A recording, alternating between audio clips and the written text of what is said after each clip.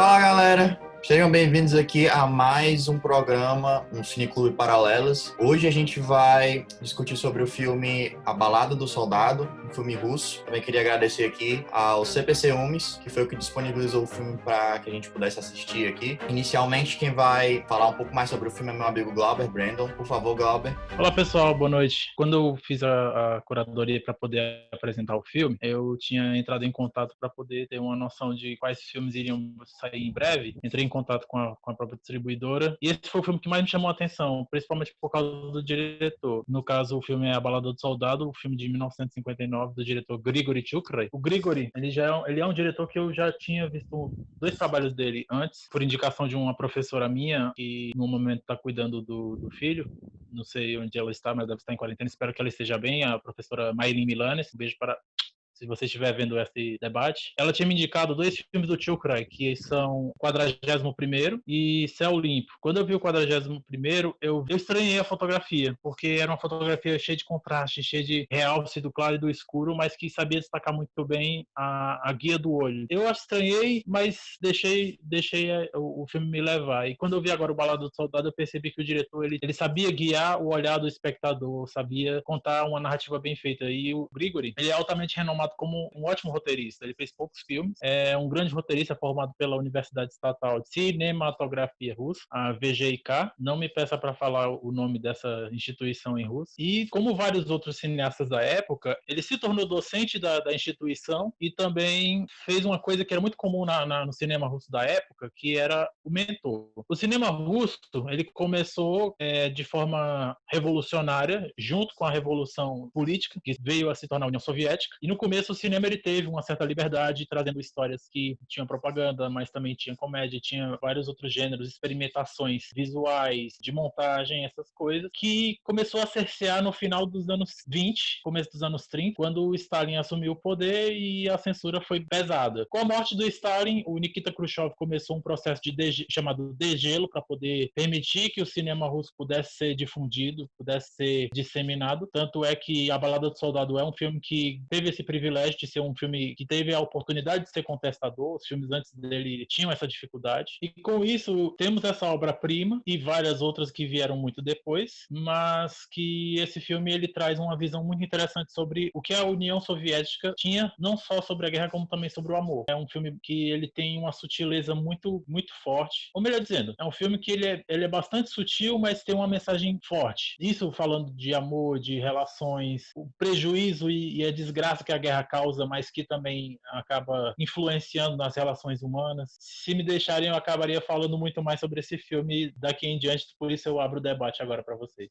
Vamos lá, gente. Quem é que é o primeiro? Acho que é o Lourenço que está na Sou lista. eu. Vamos lá, Lourenção. Olá, boa noite. Eu sou muito admirador da cultura russa, gosto muito de literatura russa, e esse filme me pegou muito profundamente. Eu acho que foi um dos melhores filmes que eu vi esse ano. Primeiro porque eu esperava que fosse um filme de guerra, e não é um filme de guerra, apesar de se iniciar na guerra, né? Ele é tipo um road movie, ou um train movie, não sei, porque ele fala mais sobre uma viagem e as pessoas que o protagonista vai encontrando nessa viagem. E ele tem uma moldura muito bonita, né? Porque ele começa e termina no mesmo ponto, a moldura é feita pela mãe, e essa figura da mãe na Rússia é muito forte, né? Você tem, não sei se vocês sabem, mas em russo a palavra Rússia também é feminino e eles chamam literalmente o país de mãe, né? A mãe Rússia. Tem também aquelas bonequinhas que uma dentro da outra. O nome é Matryoshka. Também é tipo uma mãe que dá luz a vários filhos. Então a figura da mãe é muito importante. E tem outro símbolo também muito importante para o filme, que é a estrada, né? Porque o filme já começa na estrada. Ele diz que as pessoas que vão e vêm daquela estrada têm um objetivo, mas aquela mulher que está ali naquela beira da estrada, ela não está esperando exatamente por ninguém. E aí ele dá aquele, não sei se pode ser considerado spoiler, mas ele fala que o protagonista morreu, né? Então a gente passa o filme todo sabendo qual é o destino daquele protagonista. Mas nesse tipo de filme, o destino não é tão importante quanto a jornada. É um clichê, mas é verdade. Pelo título, você pode até pensar que é um filme panfletário, né? A Balada do Soldado, que vai exaltar o exército russo, toda a campanha russa. Ele poderia ser, e ele em certos pontos mas ele o é com muita sensibilidade, porque o que importa aqui é a construção dos personagens e dos sentimentos que envolvem esses personagens, porque assim como acontece nas obras do Chekhov, do Dostoiévski, do Tolstói, é um filme que se importa muito com, eu vou usar aqui um título de um livro do Dostoiévski, que ele se importa muito com os humilhados e ofendidos, né? Se importa muito com a gente pobre, com as pessoas mais vulneráveis. E e isso é percebido durante todo o trajeto do protagonista. Por exemplo, a primeira pessoa com quem ele fala durante sua jornada é com um deficiente físico, ele perdeu uma perna durante a guerra, e tem aquela mini história do deficiente. Eu pensei até que ele ia ficar mais tempo durante o filme, e quando ele é cortado da narrativa é que eu percebi que ele ia encontrar várias pessoas durante o decorrer da narrativa, e aquela história ela é posta em cena de forma muito simples, através de um telegrama, que ele quer ou não quer enviar, ele tem essa dúvida, e em menos de 3 ou 4 minutos você já está totalmente empático com a dúvida daquele homem. Acho até o ator muito parecido com o Mark Ruffalo. E é uma cena que se resolve, é um conflito que se resolve de forma muito fácil, mas de uma forma muito simples, e ele já me emocionou aí, porque eu percebi que o filme tem essa sensibilidade, mas ele não é piegas, porque todo o sentimento desse filme é muito genuíno. E por aí vai até os personagens menores, tipo aquela hora que o protagonista ele pega carona com uma velhinha que ela diz que não dorme há vários dias, e ela fica pescando assim, e toda vez que ele sai para empurrar o carro e tal, você vê que aquela mulher ali, ela tem uma história toda para contar. Ele não conta a história toda, ele só apresenta aquela coisa compacta, mas você percebe que há todo um sentimento, há todo um drama ali naquela história. E isso vai se repetindo com vários outros personagens. Por exemplo, ele tem uma missão de entregar 2 barras de sabão para a esposa de um dos combatentes, né? Que ele nem conhece direito. Mas ele vai lá, ele cumpre a promessa e ele percebe que ela, de alguma forma, traiu o marido, e ele leva a barra de sabão para o pai. E aquela figura paterna é uma figura muito, muito significativa também, porque ele tem uma emoção genuína, como eu disse, e ele diz para o protagonista para ele não falar, não denegrir a imagem da mulher, né? Então há uma verdade muito profunda ali também. Falando dos aspectos técnicos, a fotografia do filme é deslumbrante, é um preto e branco maravilhoso, parece que ele foi filmado ontem. Eu fiquei muito surpreso com isso, porque há outros filmes em preto e branco da mesma época que não tem um apuro técnico tão brilhante, e literalmente brilhante, porque a protagonista feminina é Shura, né? Shuro, eu não lembro o nome dela, mas ela é encantadora, e ela é filmada como se fosse uma mulher do romantismo, porque ela não parece ter nenhum defeito, e tem aquela trança muito bonita, aquele sorriso, e toda vez que ele a filma, a tela se ilumina, e é proposital mesmo, porque ali há um certo romantismo. Eles têm química juntos? Tem uma química muito forte juntos, mas em 3 minutos de diálogo, você já fica torcendo pelo casal. As cenas que eles se aproximam, você fica parecendo um adolescente, beija, né? Um negócio muito, é um sentimento muito primário, né? Da raça humana, essa empatia para com a paixão de outra pessoa. E também tem, quando ele faz todo o caminho, quando ele fecha o arco do personagem, mesmo sabendo que não vai ser um final feliz, você se emociona porque ele conseguiu chegar lá, ele conseguiu falar com a mãe dele, ele conseguiu entregar aquele lenço. Também é um filme de entrega de coisas, né? De como os objetos num conflito, num período de guerra, são importantes, porque os objetos não significam só objetos. Cada objeto significa um tipo de agradecimento, um tipo de passagem do sentimento de uma pessoa para outra. E mesmo quando o filme, no seu roteiro, ele é previsível, aquela hora que ele sai para pegar água para a menina, você sabe que quando ele voltar, o trem não vai estar lá. Ele chega lá e o trem não está, você diz, oh meu Deus, e agora? O que ele vai fazer? Então é um negócio meio novelesco também, né? Você fica torcendo para que o personagem consiga encontrar o trem. E tem aquela hora que, quando ela o encontra, você torce, você vibra, porque é um casal pelo qual você tem muito carinho. Eles estão juntos novamente. Além disso, eu achei que a primeira parte do filme que mostra a guerra, eu achei melhor que o 1917 todinho.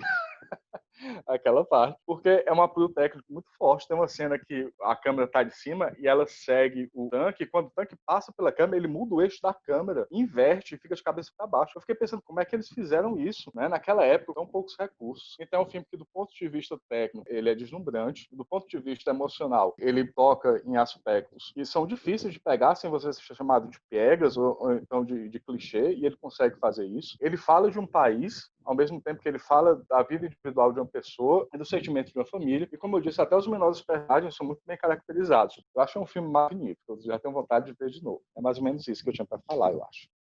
Oi, pessoal, boa noite. Eu acabei de aprender que eu não devo falar depois do Lourenço, né?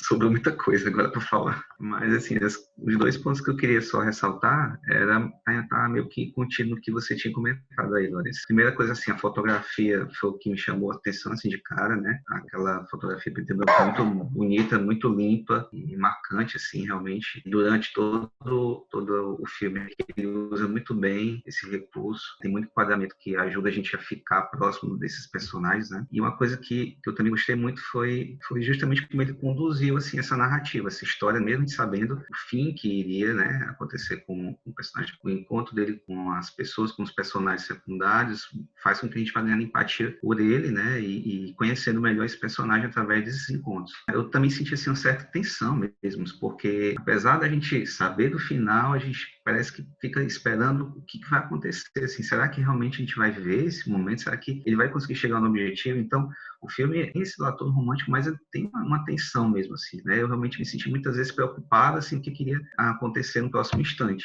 Então, assim, achei muito bem feita, assim, essa construção da narrativa mesmo dessa trajetória do personagem, né? E realmente, assim, são personagens muito bem construídos, assim, todos eles, né? Você consegue criar uma empatia, consegue entender que aquele soldado, ele realmente agiria daquela maneira, né? Então, achei realmente um filme assim, muito bonito. Eu comentei antes com a Ida, assim, não achei um filme tão marcante, mas foi um filme que me agradou demais, assim, achei muito cativante, né?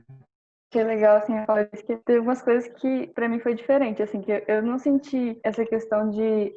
O Luiz falou que era meio óbvio as cenas, né? Eu não senti isso. Na verdade, eu não percebi essa questão da mãe também. Só no final, assim, que eu senti que tava no filme. Porque teve uma cena que explode uma bomba quando ele tá chegando perto da mãe, e na minha cabeça ele já tava, tipo assim, nossa, ele precisa voltar pra menina lá, pra Shura. É porque muito assim, porque a sensação que eu tive era, tipo, que eles estavam muito, assim, unidos e depois ela some. Eu achei muito dramática aquela cena. E aí depois que, na minha cabeça, ele já tava com outra meta, porque a meta inicial era ir consertar o telhado da mãe, né? E aí, depois, o filme ficou meio que... Com tanto de coisa que aconteceu no meio do caminho, eu já não sentia mais essa meta, assim. E depois que eu fiquei, caramba, ainda tem a mãe.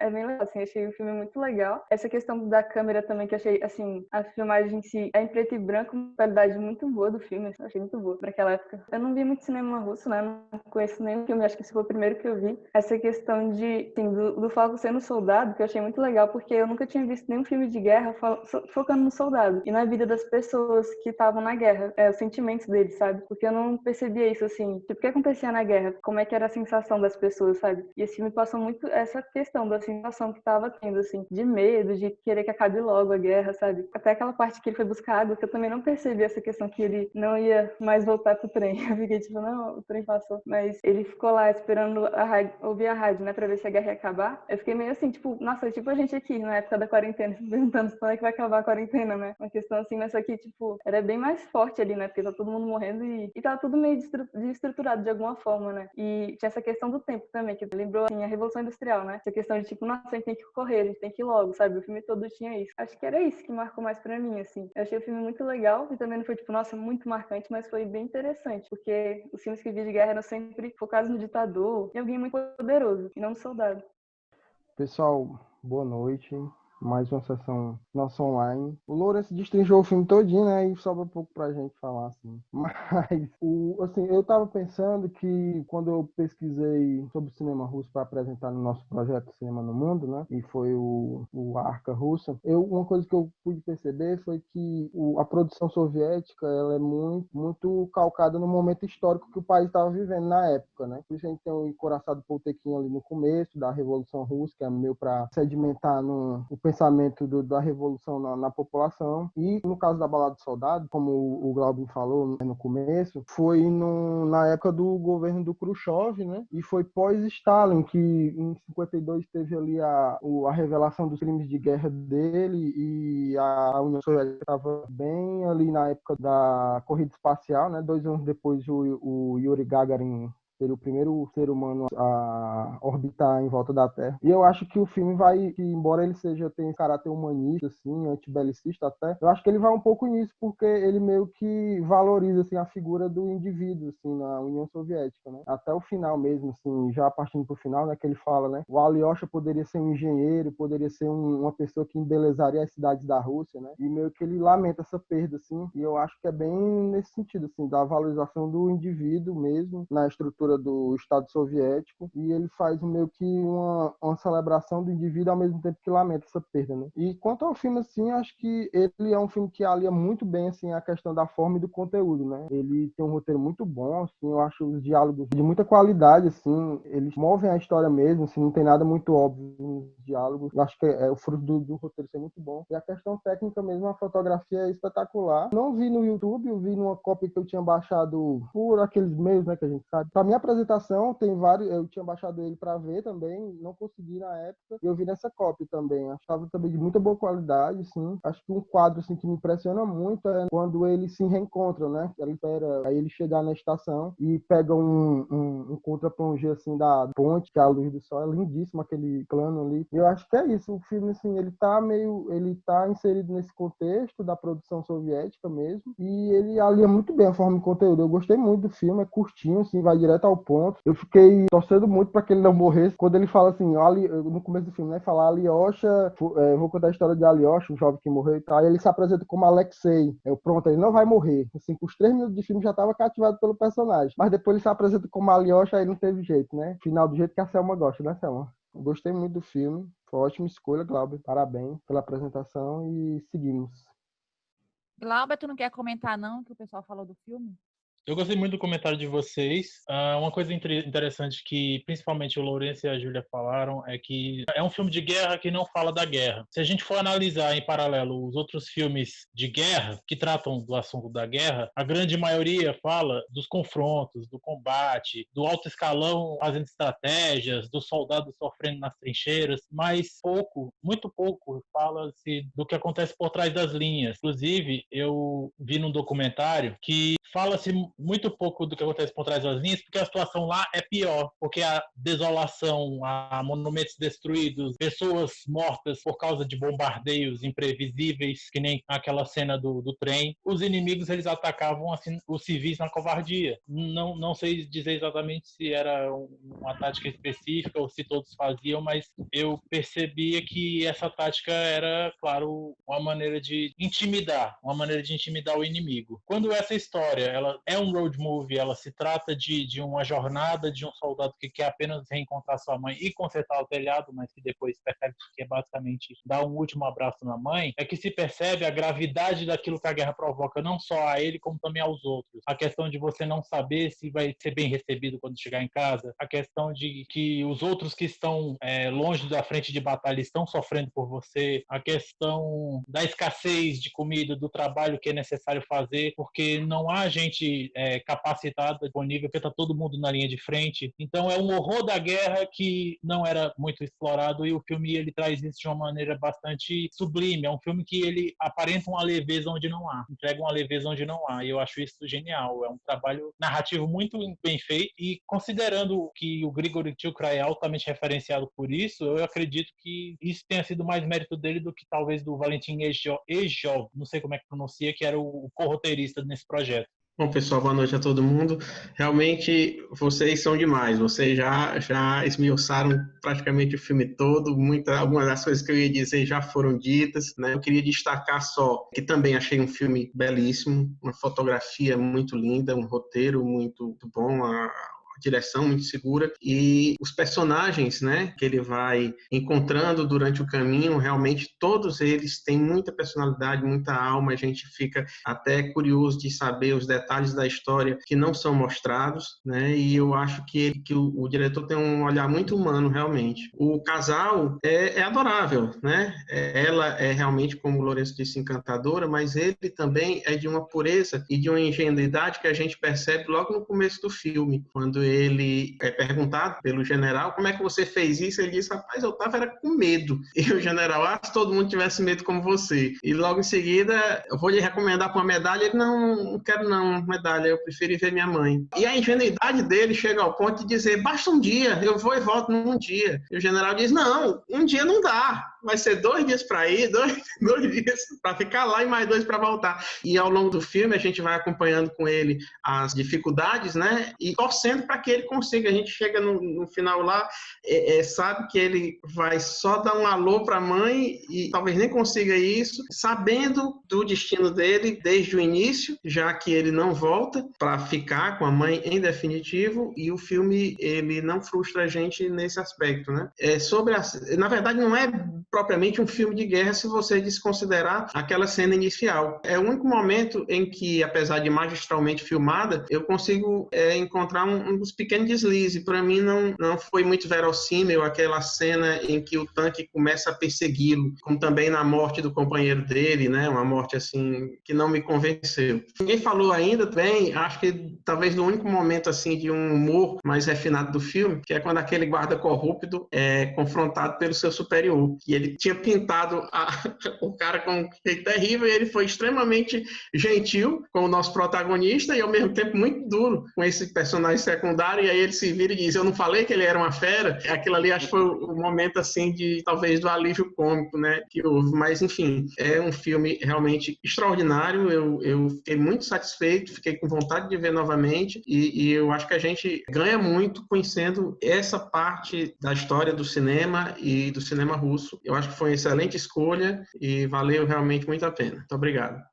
O que é que eu queria citar mais? A quantidade de filmes que eu me lembrei assistindo esse filme foram gigantes. Já começa do Resgate do Soldado Ryan. Aquela cena de guerra que começa e depois o filme desboca por outra história, no caso, drama, e a jornada do cara. E não tem como não lembrar da trilogia do Antes da Meia-Noite, Antes do Amanhecer, enfim. Casal que se encontra num trem, que sabe que a história deles é complicada. Cara, aquele casal, quando ela entrou no trem, na mesma hora eu pensei, eu tô vendo a Julie Delphi e Ethan Hawke, ele na minha frente, aquele casal com a química que no olhar você reconhece. Quanto ao aviso, que a gente já sabe que ele vai morrer, Crepúsculo dos Deuses, Moulin Rouge.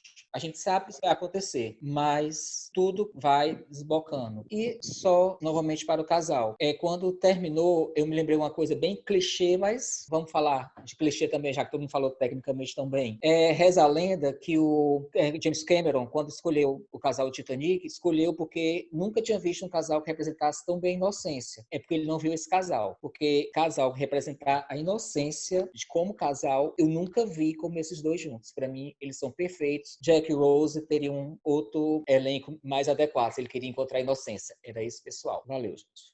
Depois de tantas falas maravilhosas, o que é que a gente diz, hein? Tem muito o que dizer. O que eu percebi, o que eu gostei do filme, na verdade, foi o que ele me instigou a procurar. Todas essas observações que vocês falaram, principalmente assim o que o Tomás falou agora, eu também lembrei, Tomás, um pouquinho da trilogia do antes, o lance do trem, essa capacidade de, com poucos recursos, o filme mostrar o que é conhecer e se encantar com uma pessoa. Isso é muito bonito. Isso é difícil de fazer. Tanto que você vê vários filmes totalmente forçados do casal, e esses aí tinham não é só química entre atores, é mais que isso. A gente sabe que, química é importante, mas tem alguma coisa a mais. Tem, assim, a narrativa, tem o enfoque que é dado, a fotografia, a cena que a menina tá com ele no trem, aí fica o vento, assim, passando e o cabelo dela, assim, aquilo ali é para pendurar na parede. É lindo, é perfeito. Mas o que eu tava falando, de instigar a procurar mais. É um filme que se passa na guerra, ele aborda aspectos da guerra, sim, não é só um romance, né? Embora o romance seja assim, muito marcante no filme, mas ele também, sim, aborda a guerra.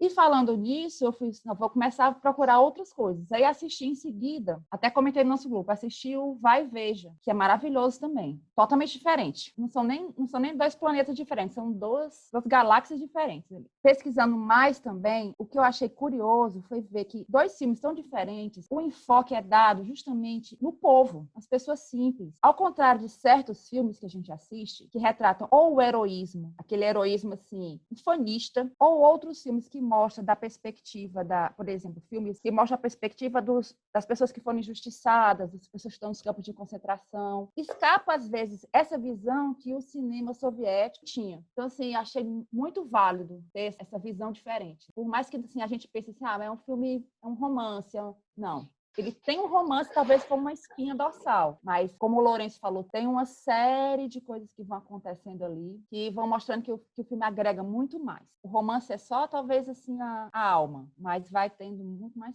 Era isso. Que massa. Eu já deu vontade de ver o filme, né? Porque infelizmente eu não pude ver pro debate. Mas uma coisa que eu queria só acrescentar, assim, que eu acho que cabe a mim falar sobre isso, é como o cinema russo ele é original e ele tem coração acima de tudo, né? Porque quando a gente vai estudar pessoas como o Eisenstein, pessoas como o Dziga Vertov, pessoas como o próprio Kuleshov, né? Que tem um efeito que foi literalmente nomeado a ele, o efeito Kuleshov. A gente vê que essas pessoas, elas se importavam genuinamente com o desenvolvimento do cinema. Isso que era muito bonito. Né? Os filmes russos, eles têm criatividade, eles têm alma, eles têm originalidade acima de tudo. Eles não tentam imitar ninguém, sabe? E o que eu acho que é brilhante, assim. E aí a gente pode perpassar por várias épocas do cinema russo, o próprio Tarkovsky, agora a era mais recente, né? Que a gente tem o Sokurov, que fez o Arca Russa, que também foi um filme contemplado aqui em debates e tal. Então são cineastas extremamente competentes, extremamente criativos e que colocam a arte pra frente, a arte cinema pra frente, né? Então eu fico muito feliz que a gente pôde falar sobre mais um filme russo, um filme que muita gente não conhecia, eu não conhecia principalmente, mas que com certeza dá vontade de acompanhar mais desse universo do cinema russo, assim, porque é incrível, é totalmente diferente das outras coisas. É isso que eu queria dizer. Vai lá, Galbin, fala aí e depois eu finalizo. Um último comentário que eu queria fazer, apenas fazendo uma leve correção por esse comentário que você fez, Thiago, porque assim, naquela época o cinema russo, ele tipo tinha, como eu falei no começo, a questão do mentor, ou seja, os alunos tinham que emular, de certa maneira, o estilo dos seus mentores. No entanto, uma vantagem desse filme é que eu não sei de quem o Grigori poderia ter emulado a versão dele, mas ele botou a personalidade dele nessa história e em outros filmes, nos outros filmes que eu vi também dele, na questão narrativa. Uma coisa muito boa desse filme é essa personalidade do Grigori, que você percebe na narrativa. Um dos mentores do Grigori era Mikhail Rom, e ele também teve o Sergei Yutkevich. Ele tinha esses dois mentores e o Mikhail Rom, ele também foi mentor do Tarkovsky. E o Rom, ele dizia, não existe uma fórmula pronta para o cinema e que o diretor ele deve imprimir a sua identidade no filme. E isso o Grigori fez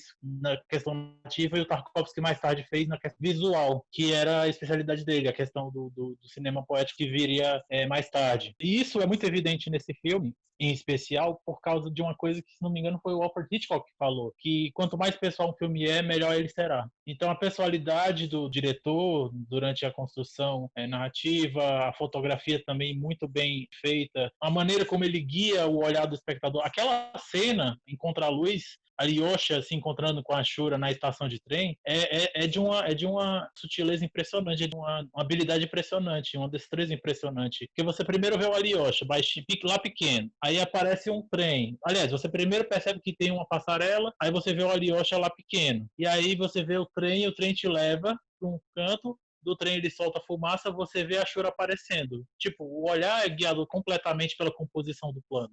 E eu acho esse plano genial, principalmente por esse detalhe.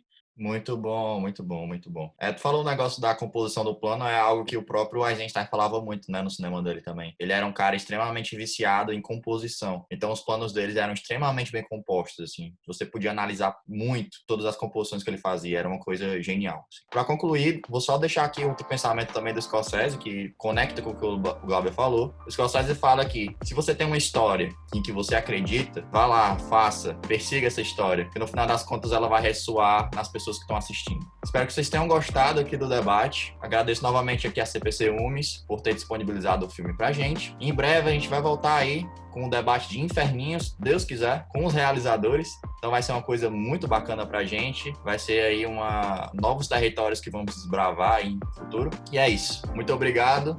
Valeu, gente.